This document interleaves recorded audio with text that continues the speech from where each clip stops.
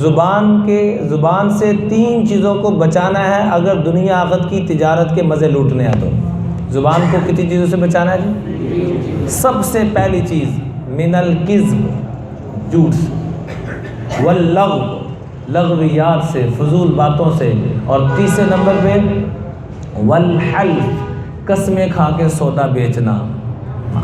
آپ کا سودا بولے، آپ کیوں بول رہے ہیں؟ آپ کی چیز بول رہی ہو کہ واقعی سونی چیز، آپ کیوں بولتے ہیں؟ حضور صلی اللہ علیہ وسلم نے فرمایا کہ جھوٹی گواہی دینا، بٹ صاحب تو ان چیزوں کو بہت زیادہ فیس کرتے ہوں گے، کیوں جی؟ کتنے پیسوں میں گواہ بکتے ہیں جھوٹی گواہی دینے کے لیے؟ چند ٹکو، ہاں جی، روزانہ ہی نا، ہاں تجارت بن گئی، 5-6 ہزار کے اوپر جھوٹی گواہی، جھوٹ بول کے سودا بیچنا، 200-400 روپے کی خاطر قسم کھائی جا رہی ہے۔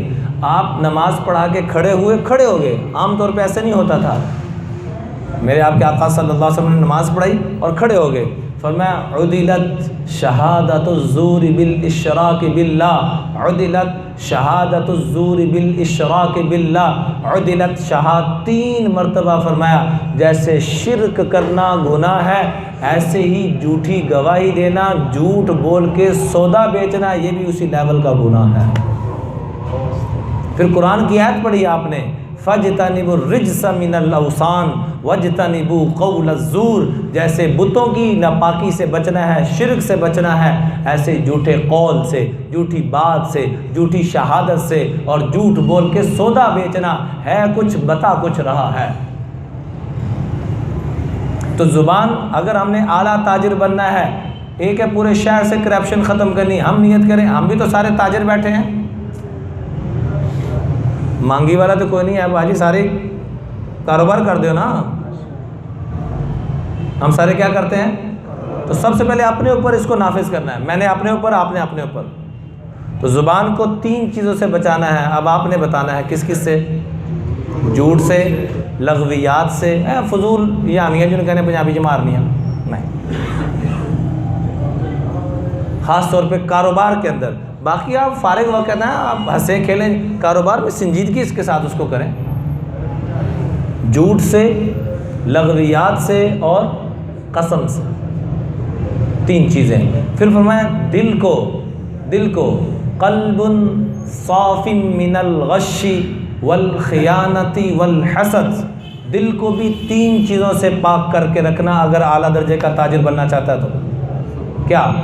غش کہتے ہیں دھوکہ دینے کو، جس کے بارے میں حدیث ہے من غش فلیس منا۔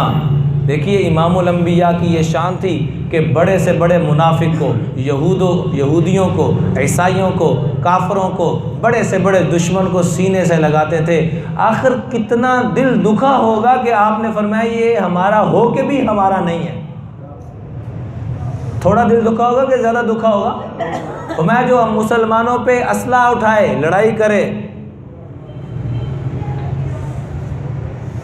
جو دھوکہ دے، من غشہ، ملاوٹ کرے، دھوکہ کرے، وہ قوم کبھی ترقی نہیں پا سکتی۔ آپ نے فرمایا وہ ہم میں سے ہے ہی نہیں، وہ کوئی اور ہی امت میں سے ہے، اور ہی کسی قوم میں سے، ہمارا نہیں ہے وہ۔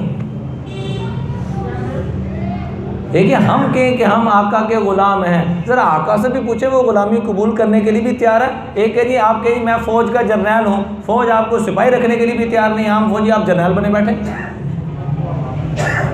اسی سارے دین دے ٹھیکیدار بنی بیٹھے ہیں۔ اور آقا صلی اللہ علیہ وسلم کیا فرما رہے ہیں؟ جو دھوکہ دے کے کاروبار کر رہا ہے، جو ملاوٹ کر کے کر رہا ہے، اور جو ماپ تول کی کمی کوتاہی کر کے کر رہا ہے، وہ ٹھیکیدار کیا، عاشق رسول کیا، وہ محبت کرنے والا کیا، وہ کسی کھاتے میں ہے ہی نہیں، میرا اس سے کوئی تعلق نہیں، اس کا میرے سے کوئی تعلق نہیں۔ من غش فلیس منا، بخاری شریف کی حدیث، جو دھوکہ دے، جو ملاوٹ